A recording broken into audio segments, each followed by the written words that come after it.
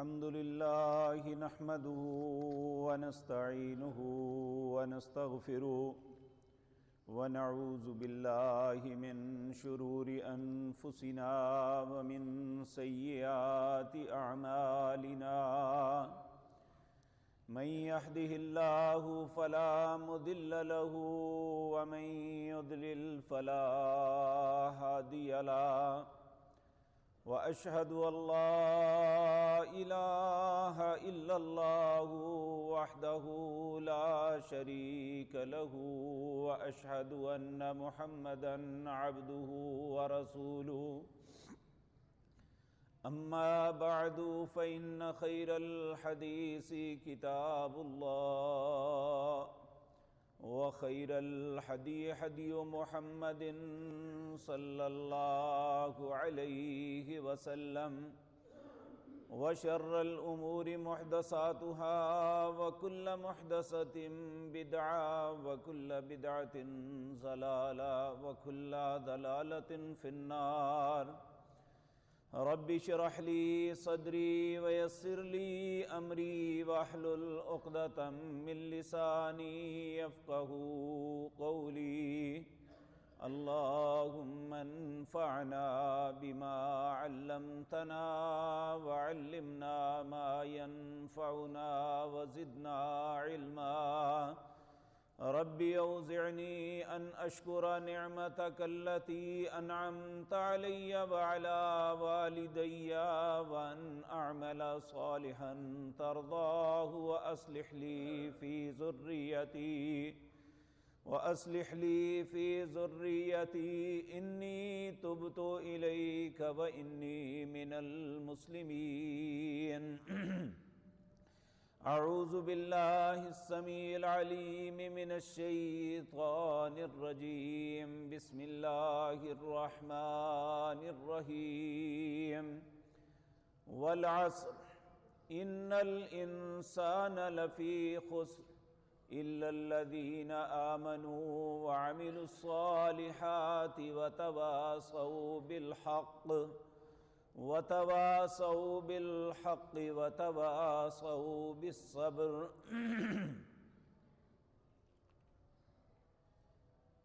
حضرات محترم، ہم میں سے ہر وہ شخص جسے اللہ نے شعور بخشا ہے، اسے اچھے اور برے کا ادراک نصیب کیا ہے، وہ کبھی بھی یہ بات پسند نہیں کرتا کہ وہ اپنی زندگی کے کسی بھی معاملے میں خسارے میں مبتلا ہو۔ ہماری زندگی کا پہلا دور تعلیمی دور ہوتا ہے۔ تعلیم کے دوران انسان زندگی کے مختلف امتحانات سے گزرتا ہے۔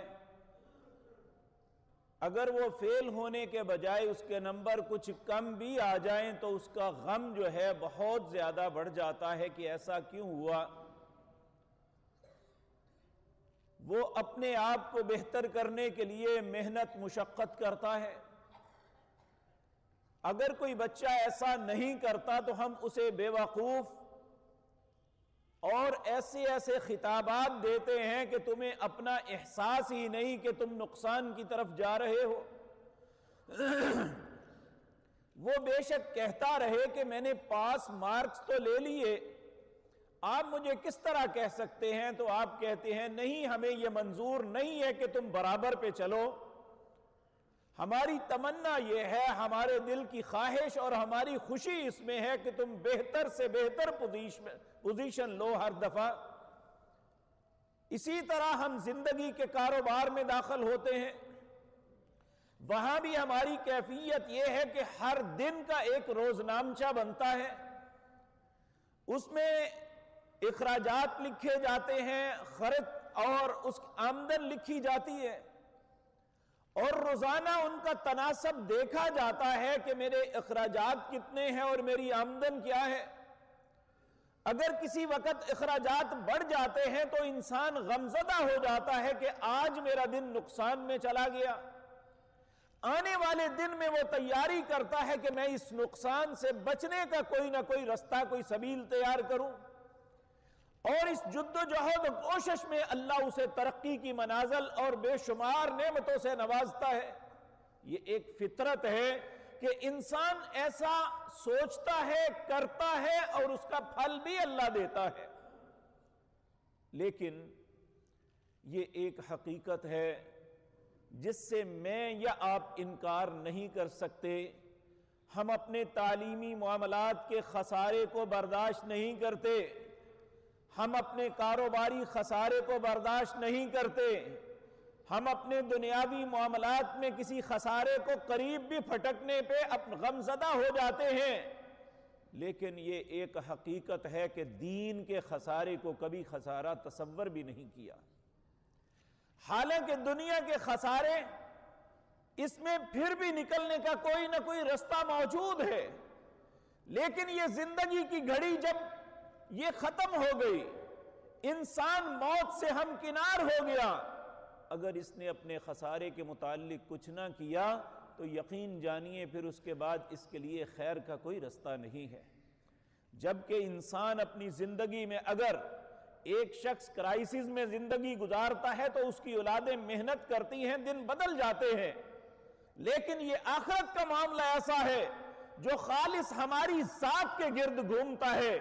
یہ دنیا کی زندگی حقیقتاً ایک آخرت کی کھیتی ہے جو انسان بوتا ہے صبح سے لے کر شام تک اور رات سے لے کر صبح تک، اور اللہ کو یقین مانیے نہ میرے کاروبار سے غرض ہے، نہ میری شخصیت سے غرض ہے، نہ میرے چہرے سے غرض ہے، نہ میری قوت و طاقت سے غرض ہے، نہ میرے خاندان سے کوئی غرض ہے۔ اللہ کو میرے ساتھ اگر کوئی غرض ہے تو اللہ صرف میرے دل اور میرے اعمال کو دیکھتا ہے۔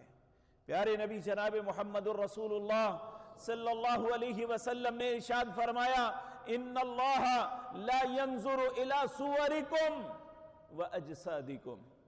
لوگو، اللہ نہ تمہارے چہروں کو دیکھتا ہے نہ تمہارے جسموں کو دیکھتا ہے۔ ایک حدیث میں یہ بات ارشاد فرمائی، ان اللہ لا ينظر الى صورکم واموالکم۔ تمہارا رب جو ہے نہ تمہارے چہروں کی خوبصورتی کو دیکھتا ہے نہ تمہارے مالوں کے انبار کو دیکھتا ہے۔ مالک پھر دیکھتا کیا ہے؟ وَلَكِنْ يَنْظُرُ إِلَىٰ قُلُوبِكُمْ وَأَعْمَالِكُمْ۔ اللہ صرف تمہارے دل کو دیکھتا ہے کہ تمہارے دل کی کیفیت کیا ہے، تمہاری سوچوں کا محور کیا ہے، تمہارے جسم عمل کیا کر رہا ہے، کس طرف چل رہے ہو۔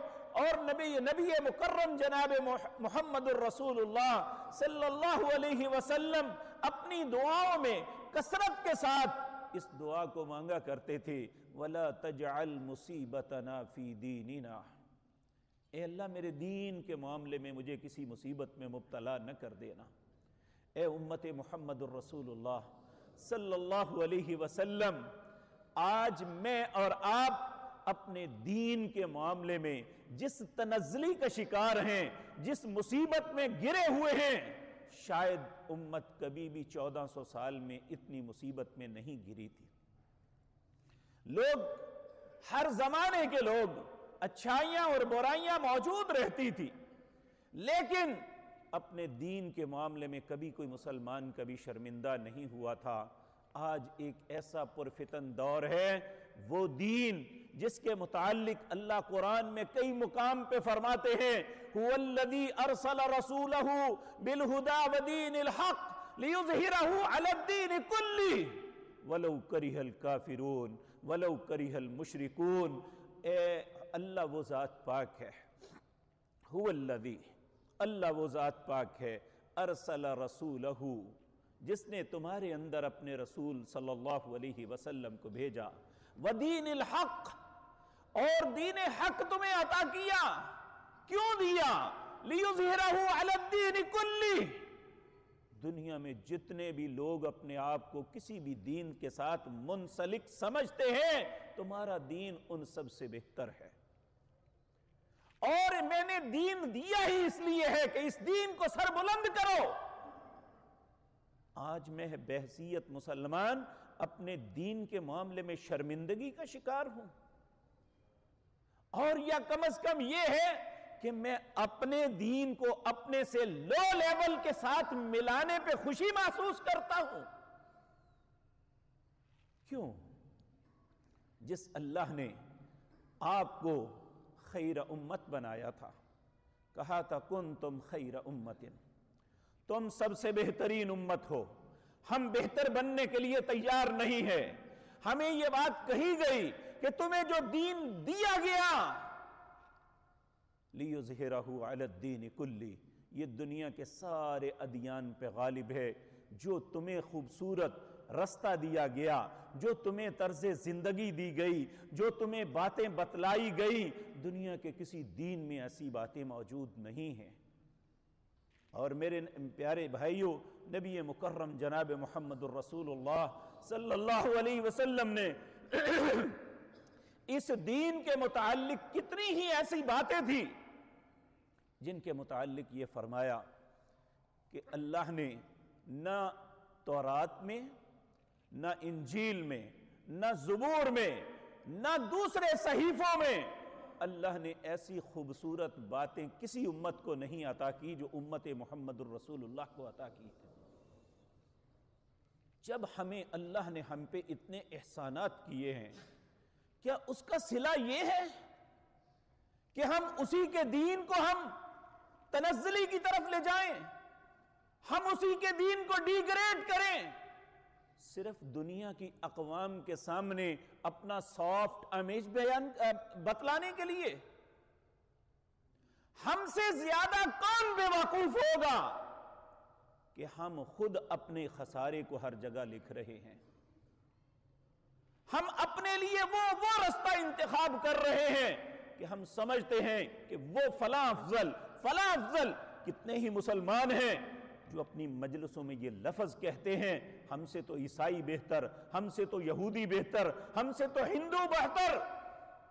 میں یہ بات عرض کر دوں، ہمارے نبی اگر یہ سچے ہیں تو آپ نے یہ بات فرمائی کہ ایک یہودی زمین و آسمان کی بلائیاں بھی کر لے تو ایک بدترین مسلمان بھی اس سے بہتر ہے۔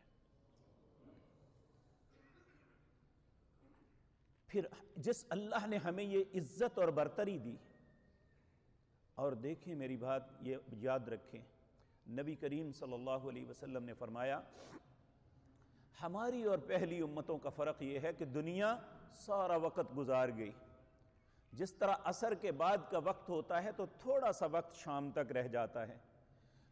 پہلے جو دنیا میں وقت گزر گیا وہ سارے دن کی طرح ہے، فجر سے لے کر عصر کے بعد تک، اور ہمارا اور قیامت کا بس اتنا سا فاصلہ ہے۔ اور پھر دوسری بات یہ ہے کہ پہلی امتوں کو ہزاروں سال، سینکڑوں سال زندگیاں ملتی تھی، انہیں رستے ملتے تھے، اس کے باوجود اللہ نے اس امت پہ احسان فرمایا، ان کی عمریں بھی کم ہیں اور ان کے اعمال بھی آسان ہیں، اور اللہ کے پیغمبر صلی اللہ علیہ وسلم کو اللہ نے کہا کہ جتنے لوگ جنت میں جائیں گے ساری امت کے لوگ 1/3 ہوں گے، اور 2/3 2/3 لوگ جنت میں جانے والے آپ کی امت کے ہوں گے۔ تو پھر بھی ہم اپنے دین پہ شرمندہ ہیں، پھر بھی اپنے دین کی طرف نہیں پلٹتے۔ اور یہ بات یاد رکھیں، آج ہم زندگی کے ہر معاملے میں دوسروں کے ساتھ ملنا اپنا وتیرہ بنایا ہوا ہے، اور اسے سمجھتے ہیں کہ ہم مسلمان ہیں، ہمارا دل نرم ہے۔ میرے بھائیو، دل نرم ہونا چاہیے، لیکن کس کے معاملے میں؟ عیسائیوں کے معاملے میں، یہود کے معاملے میں، ہنود کے معاملے میں؟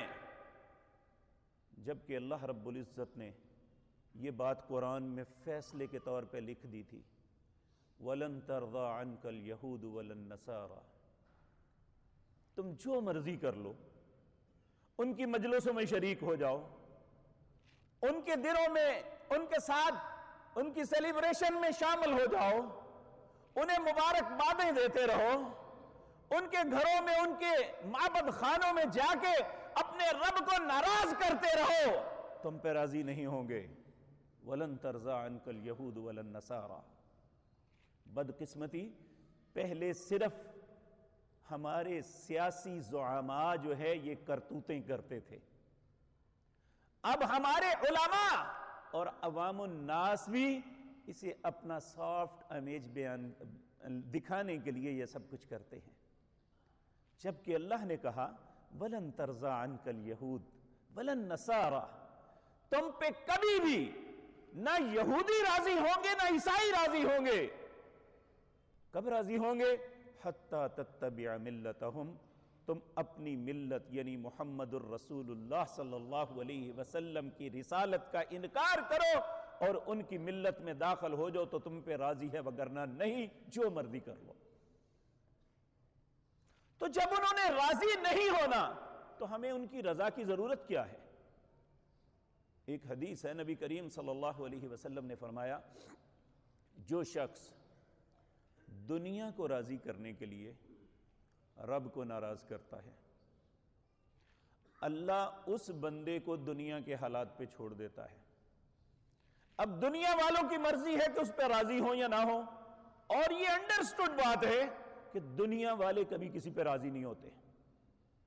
آپ کسی کے ساتھ کتنا ہی احسان کر کے دیکھ لیں، لیکن وہ شخص جس نے دنیا کی نہ پرواہ کی، اپنے رب کی پرواہ کی کہ میرے رب کا حکم کیا ہے، اس نے صرف اپنے رب کو راضی رکھا، دنیا کی، خاندان کی، والدین کی، رشتوں ناتوں کی اور حکومتوں کی اور اقوام عالم کی پرواہ نہ کی۔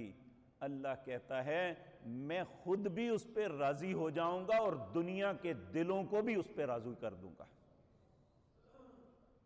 ہم اللہ کی بات کو جھٹلاتے ہیں، رسول اللہ کی بات کو جھٹلاتے ہیں کہ نہیں جو ہم سوچیں گے، جبکہ اللہ رب العزت ہمیں واضح انداز میں فرما رہے ہیں والعصر، مجھے زمانے کی قسم ہے، ان الانسان لفی خسر، سارے کے سارے انسان خسارے میں جا رہے ہیں۔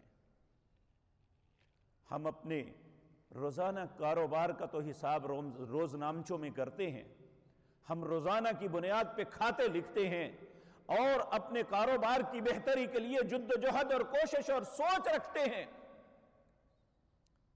اور یہ کاروبار تو صرف ہمارا دنیا کا اثاثہ ہے۔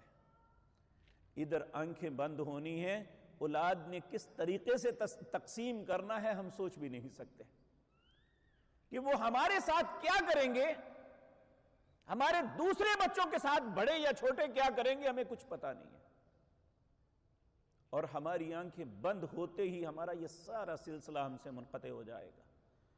پیارے نبی جناب محمد الرسول اللہ صلی اللہ علیہ وسلم نے فرمایا اذا مات الانسان، جب انسان فوت ہوتا ہے، انقطع عملہ، اس کے سارے اعمال منقطع ہو جاتے ہیں، الا ثلاثۃ، تین قسم کے عمل ہیں جو ساتھ رہتے ہیں۔ نمبر 1 الصدقۃ جاریہ،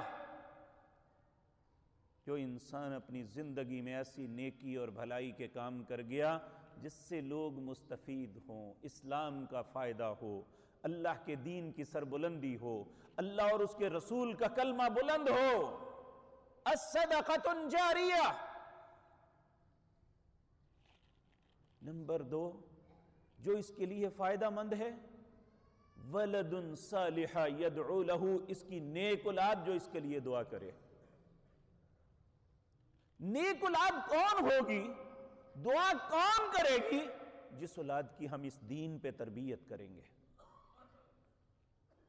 جس اولاد کی تربیت اس دین پہ نہیں ہے اسے تو احساس ہی نہیں دعا ہوتی کیا ہے، اسے تو اس بات کا پتہ نہیں نیکی ہے کیا۔ آج معذرت کے ساتھ میں یہ عرض کروں گا، ہم اپنے گھر جا کے اپنے بیٹوں کو، اپنی بیٹیوں سے جو بنیادی اسلام کے سوال ہیں وہ پوچھ کے دیکھ لیں۔ اگر آپ کو جواب دے جائیں گے تو میرا گریبان پکڑ لیں۔ یہ کس نے کرنا تھا؟ ہمیں قطعاً احساس نہیں ہے کہ ہم اور ہماری اولادیں کتنے خسارے کی طرف جا رہی ہیں۔ اور تیسرا وہ کہ کسی نے کسی کو علم دے دیا۔ علم ضروری نہیں مولوی صاحب یا قاری صاحب ہی دیں گے، علم بحیثیت باپ اور ماں آپ نے اپنی اولاد کو دینا ہے، بحیثیت سینئرز آپ نے جونیئر کو یہ باتیں بتلانی ہے، بحیثیت بڑے اپنے معاشروں کے چھوٹوں کے ساتھ آپ نے یہ کرنا ہے۔ لیکن ہم نے یہ ساری باتیں بلا دی ہیں، ہم نے یہ سمجھ لیا ہے کہ مولوی صاحب کو چند ٹکے دے کے ہم دین کو بس اپنے پنجرے میں بند کر لیں گے۔ واللہ باللہ سمت اللہ، ہم میں سے ہر انسان پہ ذمہ داری عائد ہوتی ہے کہ ہم اس دین کی سربلندی کے لیے اپنے آپ کو کتنا وقف کیا ہے۔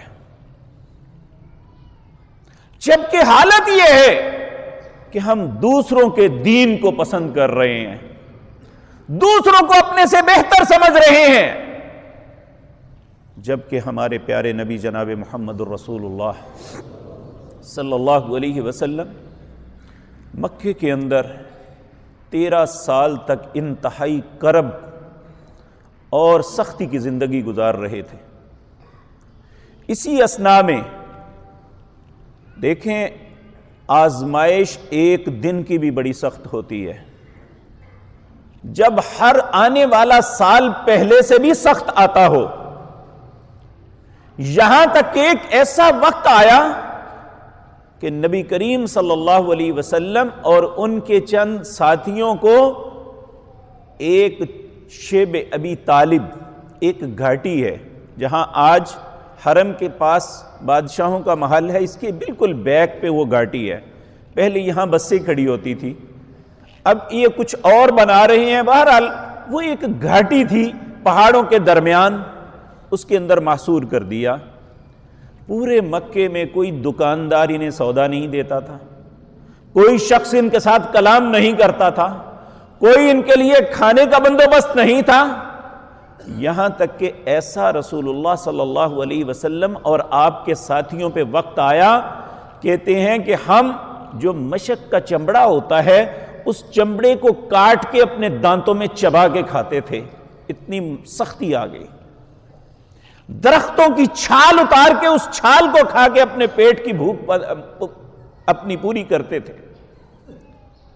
ایسے حالات میں ایک دن جو تکلیفیں دینے والے تھے، جو اذیتیں دینے والے تھے، انہوں نے ایک آپشن دی۔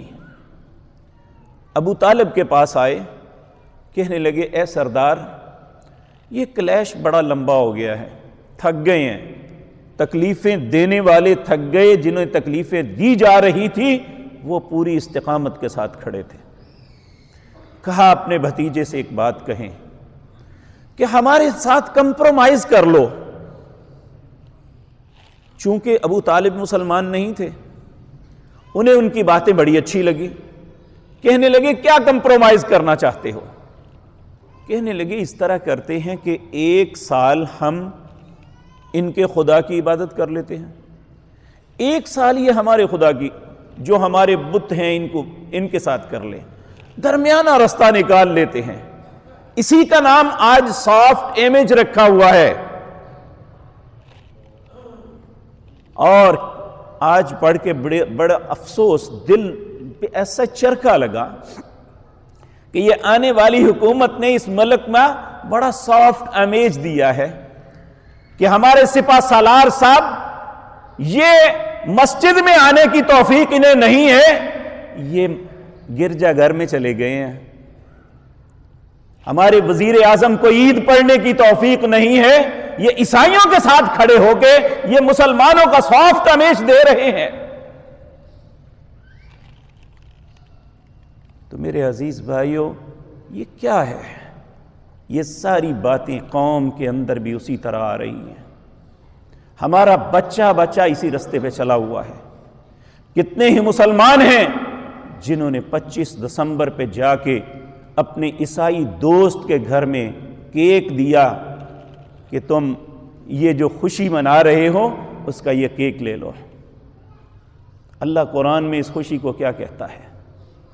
آپ کو معلوم ہے کہ ان کا تصور کیا ہے؟ سیدنا عیسیٰ علیہ السلام کے متعلق اللہ رب العزت نے تصور یہ دیا، ان مثل عیسیٰ عند اللہ کمثل آدم، عیسیٰ کی مثال اللہ کے نزدیک آدم کی طرح ہے، خلقہ من تراب، اللہ نے ان کو بھی مٹی سے پیدا کیا، ان کو بھی مٹی سے پیدا کیا۔ اور عیسائیوں کا تصور یہ ہے، نعوذ باللہ نعوذ باللہ ثم نعوذ باللہ، اللہ نے یہ بیٹا جنا ہے، اور ہم ان کی خوشی میں دنیا کو یہ دکھا رہے ہیں۔ وہ اپنی پارلیمنٹ میں اسلامی شعار کا مذاق اڑاتے ہیں، وہ اسلام کے پردے کو بین لگانے کے لیے قانون بناتے ہیں، وہ ہماری مساجد اور ہماری میناروں کو ختم کرنے کے لیے اپنی پارلیمنٹس میں قانون بناتے ہیں۔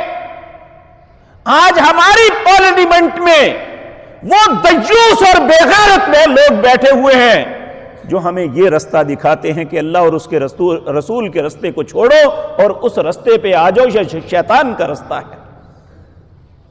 ہم ہر نماز میں یہ کہتے ہیں غیر المغضوب علیہم ولا الضالین، اللہ مجھے وہ رستہ نہیں چاہیے جن پہ چل کے لوگ آئے تو انہیں گمراہ قرار دیا اور تیرے غضب کا شکار ہوئے۔ اور غضب کا شکار کون ہوئے؟ رسول اللہ نے فرمایا وہ یہودی تھے۔ اور گمراہ کون ہوئے؟ رسول اللہ نے فرمایا وہ عیسائی ہیں۔ ہم اپنی ہر نماز میں کہتے ہیں مجھے یہ رستہ نہیں چاہیے۔ ہمارے سیاسی، ہماری فوجی، ہمارے مذہبی زعماء یہ آ کے ہمیں نصیحت کرتے ہیں کہ پاکستان کی سفارتی محاذ میں ہم بہت تنزلی میں ہیں، اپنا سافٹ امیج دنیا کو دو۔ کیا کرو؟ چوڑوں کے ساتھ چوڑے بن جاؤ، عیسائیوں کے ساتھ عیسائی بن جاؤ۔ اور اللہ رب العزت سورۃ مریم کے اندر فرماتے ہیں، العیاذ باللہ، اللہ فرماتے ہیں وَقَالُوا اتَّخَذَ الرَّحْمَنُ وَلَدًا، یہ کہتے ہیں رحمان نے بیٹا پیدا کیا ہے۔ وَقَالُوا اتَّخَذَ لَقَدْ جِئْتُمْ شَيْئًا إِدًّا، یہ اتنی خباثت اور گندی اور غلیظ بات ہے۔ اللہ اکبر، تکاد السماوات یتفطرن وتنشق الارض وتخر الجبال حدا، قریب ہے کہ اس بات پہ آسمان پھٹ پڑے، زمین شک ہو جائے، پہاڑ ٹوٹ کے ریزہ ریزہ ہو جائے۔ ان دعوا للرحمن ولدا، کہ تم یہ کہتے ہو کہ رحمان نے بیٹا پیدا کیا ہے۔ وما ينبغي للرحمن ان يتخذ ولدا، اللہ کی شایان شان نہیں ہے کہ وہ اولاد بنائے۔ ان کل من فی السماوات والارض الا آتی الرحمن عبدا، اس آسمان کے اندر جتنی مخلوقات ہیں، اس زمین کے اندر جتنی مخلوق ہیں، الا آتی الرحمن عبدا، یہ اللہ کے غلام ہیں۔ جب بھی اللہ کی بارگاہ میں پیش ہوں گے غلام کی حیثیت سے آئیں گے۔ اللہ اکبر۔ میرے عزیز بھائیو، سورۃ مائدہ کے اندر اللہ رب العزت نے حضرت عیسیٰ علیہ السلام کے متعلق یہ بات فرمائی کہ قیامت کا دن ہوگا جب ساری مخلوق اللہ کی بارگاہ میں کھڑی ہوگی، اللہ لوگوں کے درمیان فیصلے فرمانے ہوں گے، تو اللہ رب العزت عیسیٰ اور ان کی والدہ مریم علیہم السلام دونوں کو اپنی بارگاہ میں کھڑا کر لے گا اور ان سے پوچھے گا۔ سورۃ مائدہ اپنے گھروں میں اٹھا کے دیکھ لینا۔ اللہ فرماتے ہیں اذ قال اللہ یا عیسیٰ ابن مریم، جب اللہ عیسیٰ بن مریم سے یہ کہے گا، اذ قال اللہ یا عیسیٰ ابن مریم اانت قلت للناس اتخذونی و امی الہین من دون اللہ، کیا تم نے یا تمہاری ماں نے لوگوں کو کہا تھا کہ اللہ کے علاوہ مجھے بھی الہ سمجھنا؟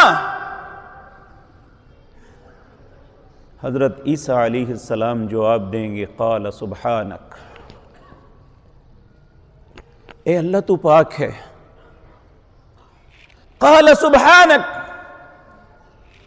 ما یکون لی ان اقول ما لیس لی بحق، میرے مالک میں ایسی بات کیسے کہہ سکتا ہوں جو میرا حق ہی نہیں ہے؟ ما لیس لی بحق۔ پھر وہ کہے گا اے اللہ میں نہیں جانتا تیرے من میں کیا ہے، لیکن تو تو جانتا ہے میرے من میں کیا ہے۔ ما یکون لی ان اقول ما لیس لی بحق ان قلتہ فقد علمتہ، اگر میں نے کہا ہے تو تم جانتا ہے۔ تعلم ما فی نفسی، تو جانتا ہے کہ میرے من میں کیا ہے۔ ولا اعلم ما فی نفسک، میں نہیں جانتا تیرے من میں کیا ہے۔ انک انت علام الغیوب، اے اللہ تو ہر غیب و حاضر کو جاننے والا ہے۔ تو یہ ساری باتیں ہمارے دین، ہماری کتاب ہدایت کے اندر موجود ہیں۔ پھر اے مسلمان تیرا کیسے حوصلہ پڑتا ہے کہ تو کسی ایسے شخص کو مبارکباد کا کارڈ لکھے، ایک میسج دے، یا اس کے گھر جا کے کیک دے، یا اس کی سیلیبریشن میں شرکت کرے، یا اس کی خوشی کو اپنی خوشی تصور کرے جو اللہ کا بیٹا کہہ رہا ہے۔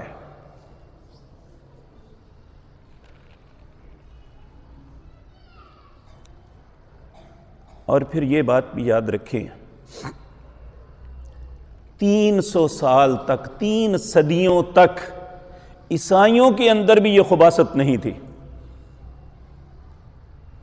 اور عیسائیوں کے کئی جو ذمہ دار رائٹرز ہیں وہ لکھتے ہیں کہ دسمبر کی یہ 25 تاریخ حضرت عیسیٰ کی پیدائش کا دن ہی نہیں ہے، اور قرآن بھی اشارہ کرتا ہے، سورۃ مریم ہے، جب اللہ رب العزت نے سیدہ مریم کو جبریل علیہ السلام کی زبان سے بیٹے کی بشارت دی، تو وہ جب انہیں تکلیف ہوئی، اور یہ چند دنوں میں ہوا، جو انسانی پروسیس ہے اس کے مطابق نہیں تھا، کہ انسانی پروسیس تو یہ ہے کہ یہ نطفہ، علاقہ، مضغہ، پھر ہڈیاں، پھر گوشت چڑھنا، پھر بچہ بننا، اور اس کے بعد اس کا ڈیولپ ہونا، 9 ماہ تک انتظار کرنا، یہ سارا سلسلہ ایک پروسیس ہے جس کے مطابق انسان کی تخلیق ہوتی ہے۔ لیکن وہاں حکم تھا، اور اس کے لیے یہ لمبا پروسیس نہیں ہوا تھا، چند دن کی بات ہے۔ اور جب یہ وقت آیا تو اس وقت جب تکلیف ہوئی تو اپنی تکلیف سے گھبرا کے باہر نکلی، اور وہاں بیت المقدس کے اندر ایک جگہ ہے جس کا نام بیت اللحم ہے۔ نبی کریم صلی اللہ علیہ وسلم جب معراج پہ گئے تھے، آپ نے اس جگہ کی نشاندہی فرمائی تھی، یہ وہ مقام ہے جہاں عیسیٰ علیہ السلام کی پیدائش ہوئی تھی۔ اب آپ کھجور کا ایک درخت تھا جس کے نیچے پہنچی، اور اپنی تکلیف میں مضطرب، سمجھ نہیں آ رہی تھی میرے ساتھ کیا ہے، اور اس وقت یہ کہا تھا یا لیتنی مت قبل ھذا، کاش میں اس سے پہلے مر جاتی تو اچھا تھا۔ یعنی اسے بیچاری کو احساس ہی نہیں میرے ساتھ بن کیا رہا ہے۔ تو اس وقت فرشتے نے آواز دی کہ نیچے دیکھو تمہارے لیے پانی ہے، اور درخت کو ہلاؤ تازی کھجوریں تمہارے لیے گریں گی۔ اور یہ انڈرسٹوڈ ہے، آپ عرب علاقوں میں پوچھیں، وہاں کھجوریں پکتی ہیں جون سے لے کر اگست تک، تو یہ دن سردیوں کے نہیں تھے، کھجوریں تو گرمیوں میں پکتی ہیں۔ تو عیسیٰ علیہ السلام کو اللہ نے ان خباثتوں سے بچا کے رکھا ہوا ہے، جس طرح ہمارے پیارے نبی جناب محمد الرسول اللہ کے متعلق کہ آپ 9 ربیع الاول کو پیدا ہوئے، 12 ربیع الاول کو اس دنیا سے تشریف لے گئے، تو آج دنیا 12 ربیع الاول کو عید کے نام پہ مناتی ہے، جبکہ 448 سال تک کسی کے ذہن میں یہ بات نہیں تھی۔ تو میرے عزیز بھائیوں، پہلی بات تو یہ، ہمیں اپنے دین پہ قائم رہنا ہے تو ہم خسارے سے بچیں گے۔ اگر اپنے دین کے معاملے میں شرمندگی کا شکار ہیں تو آخرت میں کسی کامیابی کی توقع نہ رکھیں،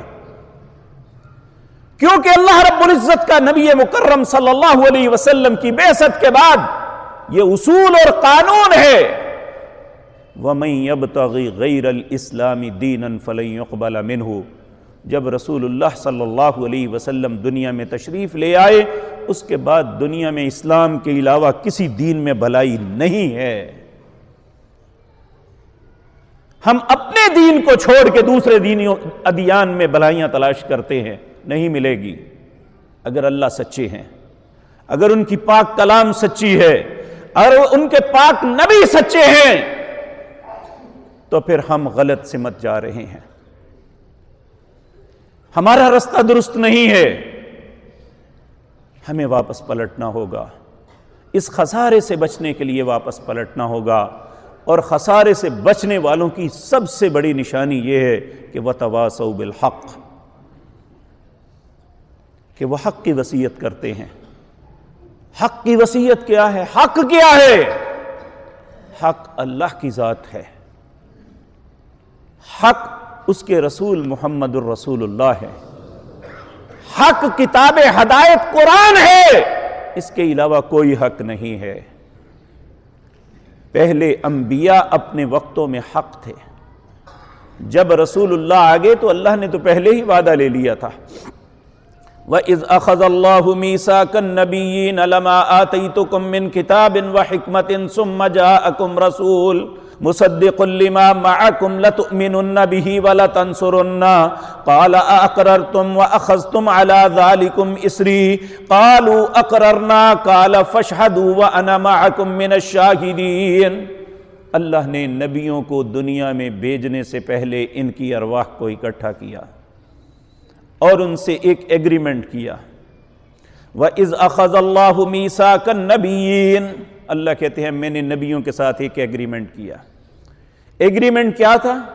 لَمَا آتَيْتُكُم مِّن كِتَابٍ وَحِكْمَةٍ، جب تمہارے پاس کتابیں بھی آ جائیں، دانائی کی باتیں آ جائیں، اور تمہاری نبوت کا سکہ چل رہا ہو، ثُمَّ جَاءَكُمْ رَسُولٌ، پھر وہ میرے رسول آ جائیں جنہیں میں نے انبیاء کو ختم کرنے کے لیے بھیجا تھا، تو پھر تمہیں کیا کرنا ہے؟ لَتُؤْمِنُنَّ بِهِ وَلَتَنصُرُنَّ۔ اب اپنی نبوت نہیں چلا سکتے، اس نبی پہ ایمان بھی لانا ہے، ان کی مدد بھی کرنی ہے۔ پھر اللہ نے پوچھا قَالَ أَقْرَرْتُمْ، کیا اس بات کا اقرار کرتے ہو؟ اگر کرتے ہو تو وَأَخَذْتُمْ عَلَىٰ ذَلِكُمْ إِصْرِي، پھر میرے ساتھ پختہ عہد کرو۔ سب نے کہا قَالُوا أَقْرَرْنَا، اللہ ہم اقرار کرتے ہیں کہ جب تیرے وہ رسول آ جائیں گے تو ہم اپنی نبوت نہیں چلائیں گے، ہم ان پہ ایمان بھی لائیں گے، ان کی مدد بھی کریں گے۔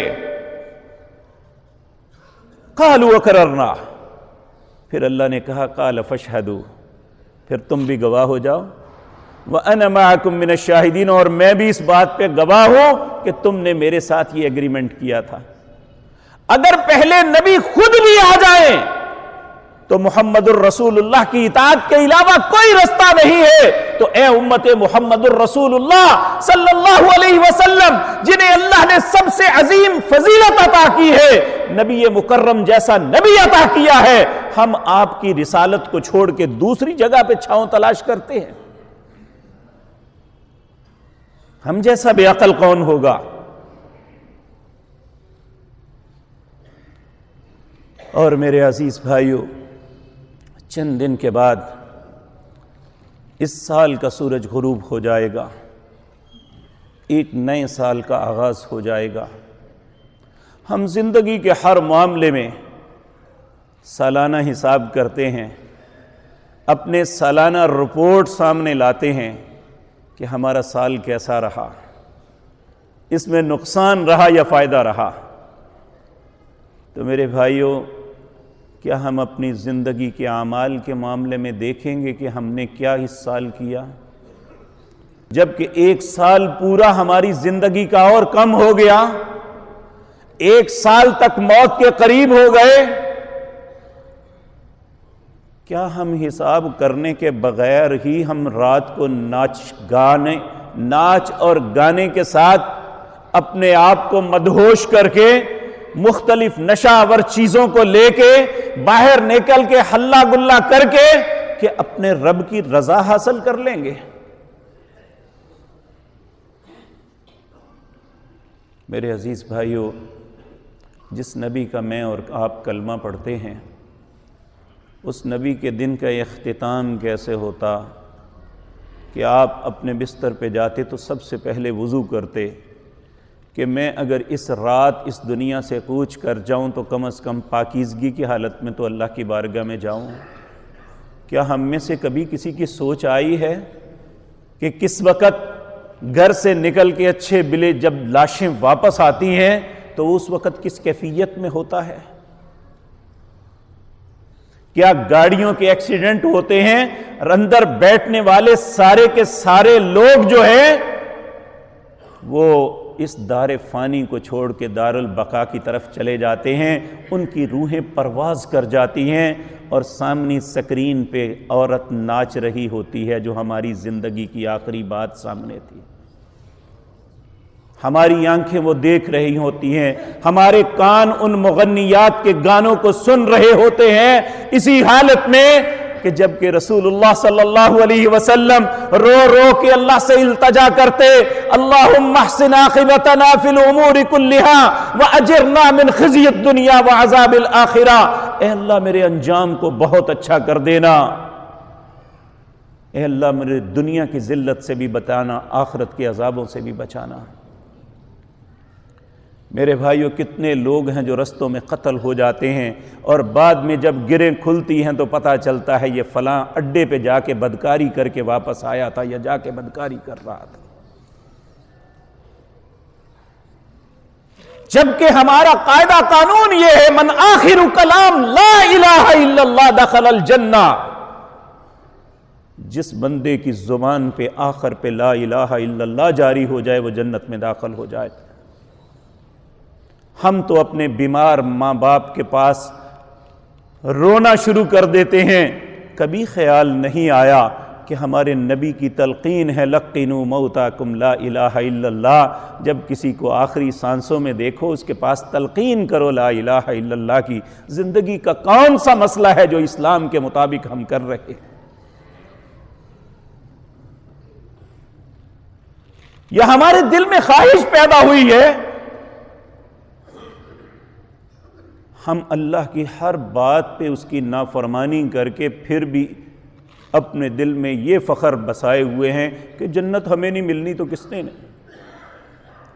یہی ذہن تو یہود نے بنایا تھا، اپنی ساری خطاؤں کے باوجود، اپنی کمینگی اور خباثتوں کے باوجود کہتے تھے وَقَالُوا لَن تَمَسَّنَا النَّارُ إِلَّا أَيَّامًا مَّعْدُودَاتٍ، ہمیں آگ نہیں چھوئے گی مگر چند دن۔ یہی سوچ آج ہماری بنی ہوئی ہے، اور روزانہ اخبارات میں میڈیا پہ پڑھتے ہیں کہ ہوٹلوں کے کمرے بک ہو رہے ہیں، شرابوں کے انبار لگ رہے ہیں۔ کس کے لیے؟ جس کے ماں باپ نے اس کے پیدا ہونے پہ اس کے کان میں یہ کہا تھا اللہ اکبر اللہ اکبر، اشہد ان لا الہ الا اللہ، اشہد ان محمد رسول اللہ، حی علی الصلاح حی علی الفلاح، اللہ اکبر لا الہ الا اللہ۔ جس کان میں پیدا ہوتے ہی یہ آواز ڈالی گئی تھی، آج وہ متمنی ہے کہ کب وہ رات آئے تو میں اس غلاظت کو اپنے منہ میں ڈال لوں، میں اس رات کو خباثتوں کی نظر کر دوں۔ جبکہ پیارے نبی جناب محمد الرسول اللہ، سال تو بڑی لمبی مدت ہے، آپ جب اپنے دن کا آغاز کرتے تو سورۃ آل عمران کی آخری آیات کے ساتھ کرتے، جب نیند سے بیدار ہوتے اپنی آنکھوں پہ ہاتھ ملتے ہوئے اٹھتے اور اللہ سے یہ کہتے، ان فی خلق السماوات والارض واختلاف اللیل والنہار لآیات لأولی الالباب الذین یذکرون اللہ قیاما وقعودا وعلی جنوبہم ویتفکرون فی خلق السماوات والارض ربنا ما خلقت ھذا باطلا سبحانک فقنا عذاب النار ربنا انک من تدخل النار فقد اخزیتہ وما للظالمین من انصار ربنا اننا سمعنا منادیا ینادی للایمان ان آمنوا بربکم فآمنا ربنا فاغفر لنا ذنوبنا وکفر عنا سیئاتنا وتوفنا مع الابرار ربنا وآتنا ما وعدتنا على رسلك ولا تخزنا يوم القيامة إنك لا تخلف الميعاد ان فی خلق السماوات والارض، بے شک زمین و آسمان کا پیدا کرنا، ان فی خلق السماوات والارض واختلاف اللیل والنہار، دن اور رات کا مختلف ہونا، لآیات لأولی الالباب، عقل مندوں کے لیے اس میں نشانیاں ہیں۔ الذین یذکرون اللہ قیاما وقعودا وعلی جنوبہم، اللہ کہتا ہے میرے بندے تو وہ ہیں جو اپنے قیام، اپنے بیٹھنے اور اپنے لیٹنے کے اندر بھی اللہ کے ذکر سے غافل نہیں ہوتے، وَيَتَفَكَّرُونَ، اور غور و فکر کرتے ہیں، فی خلق السماوات والارض، جتنی نعمتیں اللہ نے زمین و آسمان کے اندر دی ہیں، اور پھر کہتے ہیں ربنا ما خلقت ھذا باطلا، اے اللہ میں اس بات کا اقرار کرتا ہوں تو نے ہمیں فضول پیدا نہیں، ایک مقصد کے لیے پیدا کیا ہے۔ پھر آپ کہتے فقنا عذاب النار، اے اللہ مجھے آگ کے عذاب سے بچا دینا۔ ربنا، اے رب ہمارے، انک من تدخل النار فقد اخزیتا، جسے تو نے آگ میں داخل کر دیا وہ ذلیل ہو گیا، وما للظالمین من انصار، ظالموں کا کوئی مددگار نہیں ہوگا۔ ربنا، اے ہمارے رب، اننا سمعنا، ہم نے سن لیا، منادیا ینادی للایمان، ایک منادی کرنے والے کی ندا کو جو ایمان کی طرف بلا رہا تھا، اور وہ کہتا تھا ان آمنوا بربکم، اپنے رب کی باتوں کو مان لو۔ فآمنا، ہم نے اے اللہ مان لیا۔ ربنا فاغفر لنا ذنوبنا، اے اللہ ہمارے گناہوں کو بخش دے۔ وکفر عنا سیئاتنا، اے اللہ ہماری خطاؤں سے درگزر فرما دے۔ وتوفنا مع الابرار، اے اللہ موت دینا تو نیک لوگوں کی طرح موت عطا کرنا۔ ربنا وآتنا ما وعدتنا علی رسلک، اے اللہ تو نے اپنے رسولوں سے ایک وعدہ کیا ہے، کیا وعدہ کیا ہے؟ لا تخزنا یوم القیامہ، جو شخص اللہ کی باتیں مانے گا قیامت کے دن اسے تو ذلیل نہیں کرے گا۔ انک لا تخلف المیعاد، اور تو اپنے وعدے کے خلاف نہیں کرتا۔ میرے بھائیو، ہر صبح، ہر آنے والے دن پہ یہ رسول اللہ تجدید عہد کرتے۔ ہمیں سال کے بعد بھی ہوش نہیں آتی کہ ہماری زندگی کا ایک سال کم ہو گیا، کس وقت موت کا پھندا ہمارے گلے میں آ جائے گا، ہماری زندگی کا اختتام ہو جائے گا۔ کاش ہمارے اندر یہ سوچ پیدا ہو جائے کہ اللہ ہمارا اختتام اچھا فرما دے۔ اس لیے ضروری ہے کہ ہم اللہ کی بات مانیں، اس کے دین پہ فخر کریں، اس کے دین کو ہی اپنی زندگی کی نجات دھندا تصور کریں اور اسی کے مطابق زندگی بسر کریں۔ اسلام کے علاوہ کسی دین کے اندر بھلائی نہیں۔ اللہ نے ہم کو عزت دی ہے تو اسلام کی وجہ سے عزت دی ہے، اس کے علاوہ عزت کا کوئی رستہ نہیں ہے۔ اللہ ہمارے حکمرانوں کو، ہمارے ذمہ دار حلقوں کو اور ہمیں سب کو سمجھ عطا فرمائے۔ ہم ایک غلط رستے کی طرف جا رہے ہیں اور بالکل اپوزٹ بھاگ کے منزل تلاش کرتے ہیں، جس کے آگے منزل نہیں ہے بلکہ منزل کا الٹ ہے۔ اللہ ہمیں صحیح رستہ منتخب کرنے کی توفیق عطا فرمائے۔ اقول قولی ھذا واستغفر اللہ۔